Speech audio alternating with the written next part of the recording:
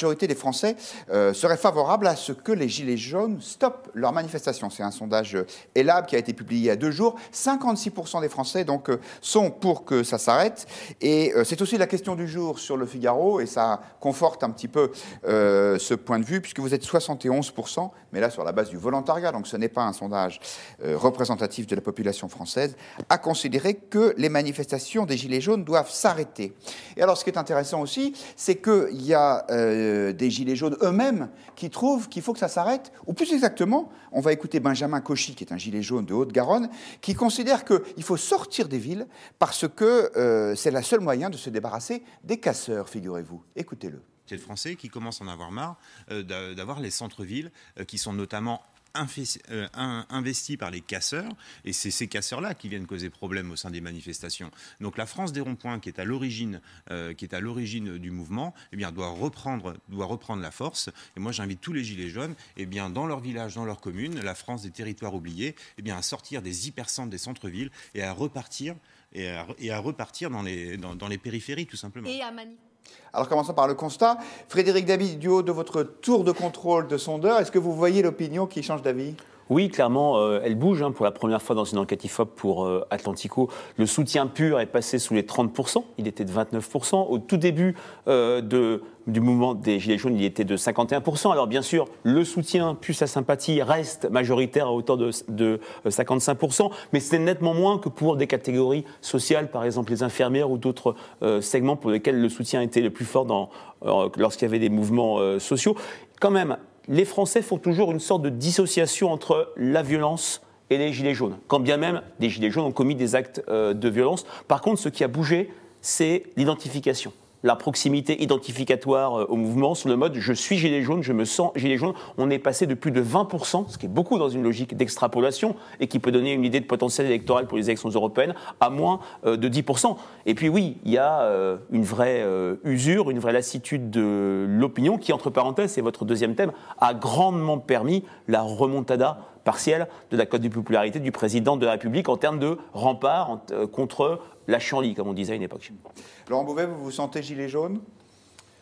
Moi, il y a certaines, non pas revendications, parce que j'ai toujours considéré que ce n'était pas tellement une offre politique, mais c'était une demande. Et donc dans les demandes, j'appellerais ça plutôt des demandes que de véritables revendications, il y a des choses qui me paraissent, depuis le début, essentielles. Et notamment sur ce sentiment d'être pris entre un haut, désigné comme les élites, qui font sécession d'une certaine manière, parce qu'elles n'ont pas besoin des services publics, elles utilisent moins les services publics que d'autres. Donc l'absence de services publics leur manque moins, et là où elles vivent, dans les villes, les grandes villes, il y a un accès facile. Et puis, vers le bas, dès le début, moi j'ai remarqué ça dès les premières mobilisations et dans les premières discussions avec les Gilets jaunes, c'était nous voulons vivre de notre travail, décemment de notre travail, nous ne voulons pas d'aide. Mais justement, si je vous ai posé cette question, c'est parce que cette revendication-là, elle reste légitime. Donc pourquoi est-ce que ça s'arrêterait ? C'est tout à fait essentiel. À mon avis, il y a deux choses. D'abord, un mouvement social, au sens général du terme, aussi long, c'est extrêmement difficile à maintenir à un niveau de mobilisation important, parce qu'on n'en a pas vu dans notre histoire contemporaine. Et puis la deuxième chose, c'est qu'il y a eu quand même des éléments de réponse. On a eu les annonces du président de la République en décembre, les fameux 10 milliards, bon, avec tout ce qu'on peut dire sur ces 10 milliards. Le grand débat, ça vient d'être dit. Aussi des stratégies de division des Gilets jaunes, stratégies politiques tout à fait logiques quand on est face à un tel mouvement, d'essayer de trouver des angles, de trouver des moyens d'enfoncer des coins dans ce mouvement. Et ça a quand même plutôt réussi. C'est-à-dire qu'on l'a vu, et ça va continuer, j'imagine, avec les velléités de constituer des listes pour les européennes. Il y a effectivement dans les Gilets jaunes aujourd'hui une multiplicité d'aspirations, de positionnements politiques, de l'extrême gauche à l'extrême droite. On voit bien que même à l'intérieur même de la liste, ils ne sont pas d'accord. Ben voilà, ça ne peut pas se mobiliser. Là, on n'est plus dans la mobilisation. Philippe Meyer, est-ce qu'il est temps que ça s'arrête, ce mouvement ?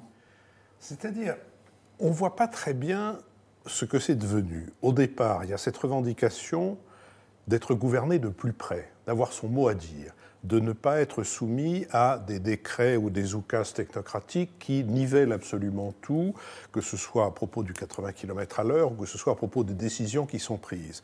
Et puis, au fur et à mesure des semaines, ça disparaît dans le paysage au profit de leaders dont certains disent des choses complètement effrayantes, comme ce type qui s'est fait piéger par notre confrère Paolo Levi de l'ANSA, Chalençon, et qui explique qu'il a des paramilitaires qui sont tout prêts. Il avait déjà demandé que le général de Villiers, qui lui n'était pas d'ailleurs, je crois, au courant, qui est toujours dans sa caserne, il avait déjà demandé au général de Villiers. Oh non, il travaille pour les Américains.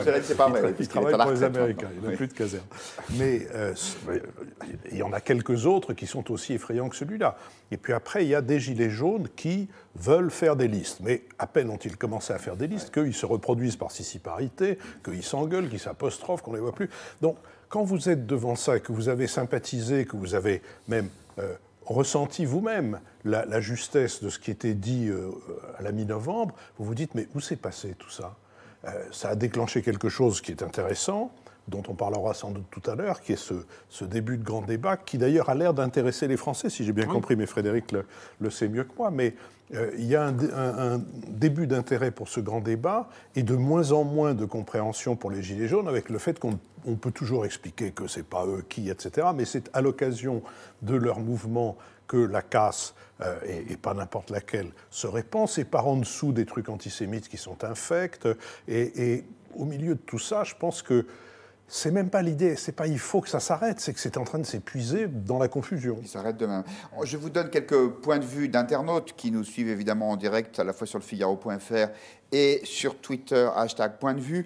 Citoyen Payeur nous dit « Stopper les manifs du samedi, pourquoi pas ? Changer de mode d'action, certainement. » Et Johan nous dit « Pourquoi dans une démocratie est-il impossible de se déplacer librement, et ce, chaque samedi ?» Il déplore donc les mesures de sécurité qui sont nécessaires par ces manifestations. Babylone nous dit « C'est intéressant, cette question me gêne. Faut-il que ça s'arrête ? Car il me semble que la décision revient aux manifestants. Ce n'est pas à nous de décider. » C'est vrai, même si on peut avoir un point de vue, c'est d'ailleurs l'objet même de cette émission. Et je suis sûr que vous nous comprenez, cher Babineau. Citoyen Payeur, encore lui, nous dit « Les gilets jaunes vont muter en rancœur jaune. Le mouvement est hétéroclite de toute façon. » Finalement, Anthony Cortès... de la campagne qu'avait ce gilet jaune, je ne l'avais pas encore vu, lui. C'est un nouveau porte-parole, parce que les porte-paroles, on a l'impression que c'est comme les Japonais. Benjamin Cauchy, le gilet jaune de Haute-Garonne. De repartir hors des villes. À la campagne, ça va être calme. Oui, il faut aller raconter ça aux gens qui étaient du côté de Notre-Dame-des-Landes. Je ne crois pas que la campagne apporte un calme particulier. Et puis, juste un point juste là-dessus, ce que dit effectivement ce porte-parole des Gilets jaunes est intéressant, mais ils n'ont été entendus qu'à partir du moment où ils sont venus dans les villes. Et malheureusement, qu'à partir du moment où il y a eu de la casse à Paris. Et ça, c'est un point très important, parce que jusqu'à ce qu'il y ait la casse à Paris, et en fait le 1er décembre, le samedi 1er décembre, on se rappelle de ces images absolument terribles autour de la place de l'Étoile, etc. Et de l'Arc de Triomphe. Et de l'Arc de Triomphe. Jusqu'à ce moment-là, ils n'ont pas été, c'est même pas entendu, ils n'ont pas été écoutés. Hein, et là, effectivement, s'ils repartent sur les ronds-points et ne gênent que les gens qui sont comme eux, d'une certaine manière, pourrait-on dire, si on considère cette sociologie rapide, eh bien, ils ne gêneront plus personne. Anthony Cortès, finalement, qu'est-ce qui a eu raison des Gilets jaunes ? C'est les casseurs, c'est l'extrême gauche, c'est leur division interne ? Justement, ce qui est drôle à observer, c'est que ceux qui va les tuer, finalement, c'est ce qui faisait leur force. Pour vous, c'est fini quand vous dites ce qui va les tuer Pas encore, mais ça ne saurait tarder, malheureusement, ou malheureusement pour eux en tout cas. Ce qui va les tuer, c'est ce qui faisait sa force à l'origine, c'est-à-dire cette spontanéité et cette organisation quelque part horizontale. Ils ont renoncé complètement à désigner des chefs, à désigner une cause. Et aujourd'hui, on voit un mouvement qui n'a ni queue ni tête, qui n'a plus de raison malheureusement d'exister, qui n'en trouve pas. Et justement, on parle de est-ce que le mouvement devrait prendre les villes, les ronds-points à nouveau ? Moi, je pense plutôt qu'il doit revenir à ses origines, c'est-à-dire reprendre possession d'Internet, et c'est-à-dire prendre possession du terrain du gouvernement, c'est-à-dire le débat. Le gouvernement a mis en place le grand débat. Certains Gilets jaunes ont mis en place le vrai débat, c'est-à-dire c'est une sorte de contre-plateforme face à ce débat-là. Et je pense justement que les Gilets jaunes trouveront un avenir justement dans le fait d'être davantage constructifs, plutôt que de faire des défilés chaque samedi qui quelque part, ont fini de lasser les Français. Ne débouche pas sur grand-chose. Voilà. Frédéric Dabi, je voudrais vous soumettre cette réaction intéressante d'un de nos internautes, Antima, qui nous dit « Si les Gilets jaunes perdent la partie, l'humiliation risque de conduire à des violences plus graves. » En fait, oui, est-ce que finalement, ce ne serait pas mieux que ça continue un petit peu à exister, ne serait-ce que pour servir d'exutoire, ce mouvement? Est-ce qu'ils ont perdu la partie? Ça se défend. Les annonces dont parlait Laurent Bouvet du 10 décembre ont quand même marqué les esprits. Ils ont les 10 milliards d'euros. 10 milliards, elles ont contribué à éteindre une partie de l'incendie, notamment chez les retraités. Passer de 1 200 € comme, je dirais, tranchoir pour payer la CSG à 2 000 €, ça change la donne et ça explique aussi la remontée très forte du président de la République chez les catégories retraitées et âgées. Alors, c'est vrai que perdre la partie, ils ont face à eux un double débouché, celui du grand débat. Est-ce qu'ils l'ont investi vraiment? C'est discutable. Et ils ont un vrai débouché, qui est le débouché électoral, d'une campagne qui commence à peine. Mais comme ça a été dit très bien, la limite, c'est que l'histoire de ce mouvement, au-delà de la forte résonance de leur mot d'ordre avec des craintes nichées au cœur du peuple français, la crainte du déclassement, la focalisation sur le pouvoir d'achat, le sentiment d'être dépendant de sa voiture. Il y a encore 2 tiers des Français qui répondent par l'affirmative, y compris dans les grandes villes. Ça a bien résonné. C'est ce qui explique aussi ce soutien qui reste malgré tout, ce soutien et cette sympathie qui reste malgré tout forte. C'est aussi que comment produire une offre électorale cohérente quand l'histoire de ce mouvement, c'est une délégitimation systématique de tout porte-parole par leur propre père. De toute représentation. De toute représentation. Donc voilà où y aura-t-il une liste? Je n'en sais rien. Y en aura-t-il plutôt 2, 3 ou 4 ou 0? C'est probable. Et ce ne sera pas le même effet. Ouais. Parce que s'il y en a une et s'il y en a 4, évidemment, ça change la donne. Il y aura un effet de dispersion. Vous parliez à l'instant du grand débat, Frédéric Dabi. C'est vrai que ça fait un mois que le président de la République a lancé cette initiative, qui est pour lui l'occasion de